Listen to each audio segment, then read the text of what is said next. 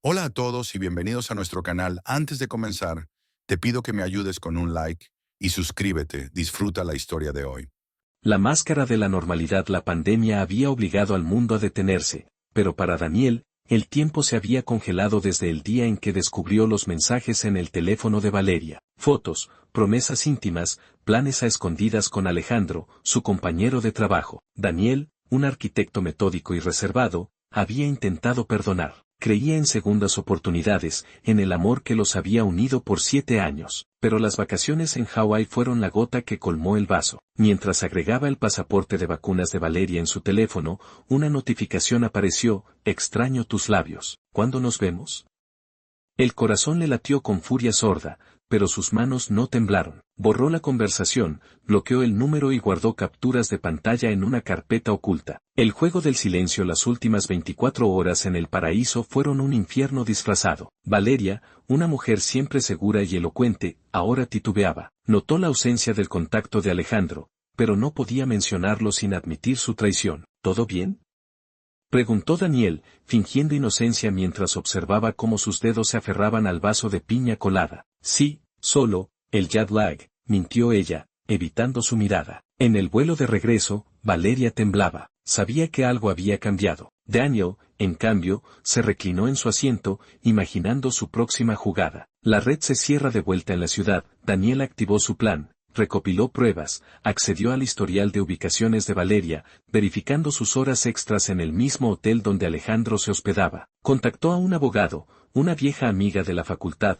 Laura, especializada en divorcios contenciosos. Movió sus ahorros, transferencias discretas a una cuenta que Valeria no conocía. Pero lo más importante, descubrió que Alejandro no era un simple amante. Era el hijo de Ricardo Márquez, dueño de la constructora donde Valeria. El día que Valeria salió de viaje con amigas, él vació la casa, contrató mudanzas, cambió las cerraduras y dejó sobre la mesa del comedor un sobre, fotos de ella y Alejandro, extractos bancarios. Había estado usando dinero de su cuenta conjunta para pagar sus citas. Una carta de despedida: decidiste jugar con fuego, ahora vivirás en las cenizas. Pero no terminó ahí. El dominó de las consecuencias. En el trabajo, Daniel envió un correo anónimo a Ricardo Márquez, adjuntando pruebas del affair de su hijo. Alejandro fue despedido al día siguiente. En el círculo social, los amigos cercanos supieron la verdad. Valeria, antes admirada por su elegancia, ahora era la esposa infiel. En lo legal, Laura aseguró que Daniel conservara el departamento y evitara pagar manutención. Valeria, sin pruebas de aportes económicos significativos, quedó en desventaja. Epílogo: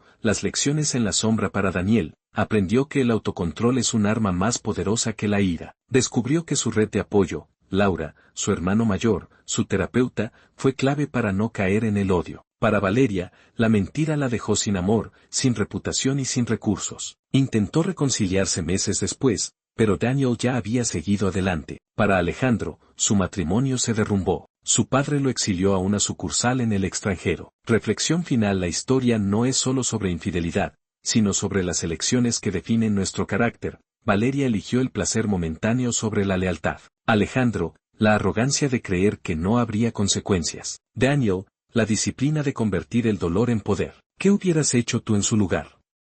La vida después del terremoto. El destino de Valeria. Valeria no esperaba que Daniel actuara con tanta precisión quirúrgica. De la noche a la mañana, se encontró sin casa, con su reputación destrozada y sin el apoyo de Alejandro. Ricardo Márquez, furioso por el escándalo, la transfirió a un puesto menor en una oficina lejana. Sus compañeros, que antes la admiraban, ahora murmuraban a sus espaldas. Sus amigas la abandonaron. Solo Carla, su prima, le tendió la mano, pero incluso ella le advirtió: te lo buscaste, Val. Ahora toca reconstruir. Cayó en una depresión. Las noches en un pequeño departamento alquilado se volvieron insoportables. Empezó a beber demasiado y, en un intento desesperado, contactó a Daniel meses después, pidiendo perdón. Él ya había bloqueado su número. La nueva vida de Daniel. Daniel no celebró su venganza. En lugar de eso, se sumergió en su trabajo y en su sanación. El proyecto que lo salvó: recibió un encargo internacional para diseñar un complejo ecológico en Noruega. 3 meses en Escandinavia le dieron claridad.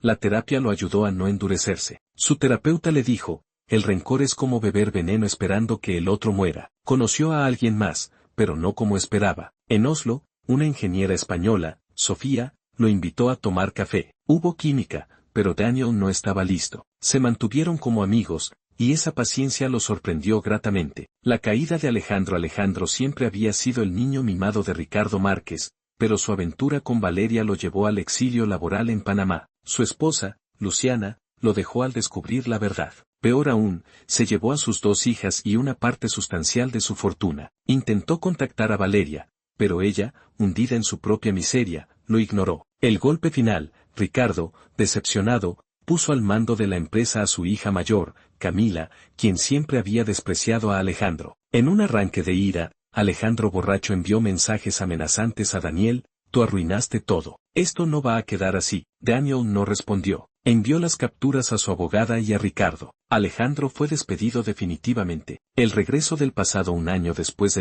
había vendido el departamento que compartió con Valeria y comprado una casa con vista al mar. Pero una llamada lo cambió todo. Era Carla, la prima de Valeria. Ella está en el hospital. Intentó, quitándose la vida. «No sé si quieras venir, pero pensé que debía saberlo». Daniel dudó. ¿Era su responsabilidad? ¿O era otro intento de manipulación?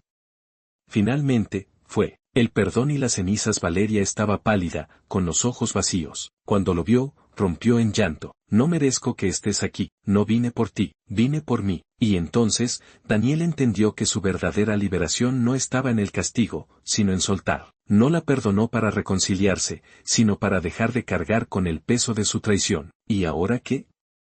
Valeria se mudó a otra ciudad, empezó terapia y consiguió un trabajo modesto en una galería de arte. Nunca volvió a contactar a Daniel. Alejandro se fugó a Miami, donde intentó, y fracasó, en montar un negocio. Ahora vive de la mesada que su hermana Camila le envía, bajo condición de silencio. Daniel siguió adelante. Un día, recibió un mensaje de Sofía, la ingeniera española: «¿Sigues en Noruega?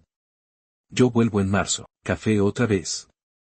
Esta vez, respondió que sí. El engaño no solo destruye al traicionado, sino al traidor. Valeria y Alejandro pagaron un precio más alto del que imaginaron. La mejor venganza es una vida bien vivida. Daniel no necesitó hundirlos. El karma actuó por sí solo. El perdón no es para el otro, es para uno mismo. ¿Qué hubieras hecho tú?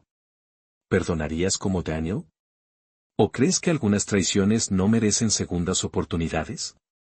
2 años después del divorcio, Daniel creía que todo había terminado. Había reconstruido su vida, su carrera arquitectónica despegaba internacionalmente, y Sofía, la ingeniera española, se había convertido. Valeria, después de su intento fallido, juró no volver a ser la víctima. Trabajó en silencio, recuperando contactos en el mundo corporativo. Alejandro, despojado de su herencia, solo tenía una obsesión: destruir a Daniel. Un día, se encontraron por casualidad en un bar de Miami. «Tú también lo odias, ¿verdad?»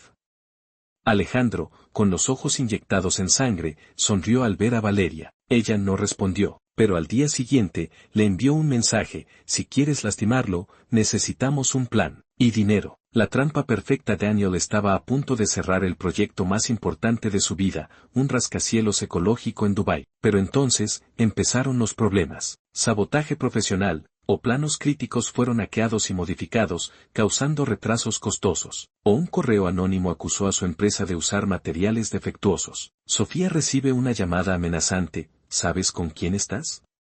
Él arruina vidas». 3. El golpe bajo. Alguien filtró fotos íntimas de Daniel y Valeria, antiguas, pero manipuladas para parecer recientes, a la prensa, insinuando que él era el infiel. Daniel descubre la verdad al borde de perder todo. Daniel recibió una pista inesperada. Carla, la prima de Valeria, lo contactó. Ella está detrás de esto, y Alejandro la está financiando con dinero sucio. Con ayuda de Laura, su abogada, y un hacker ético, Daniel descubrió que Alejandro estaba involucrado en lavado de dinero. Valeria había accedido a sus cuentas antiguas para robar información. El contraataque. Daniel no se defendió, atacó. Golpe legal, envió todas las pruebas a Ricardo Márquez y al FBI. Alejandro fue arrestado por fraude financiero. Golpe emocional, publicó una carta abierta titulada «La verdad duele», con capturas reales de los mensajes de Valeria y Alejandro, y su historia completa. Golpe definitivo, Valeria intentó huir a Europa. ¿Quién ganó realmente?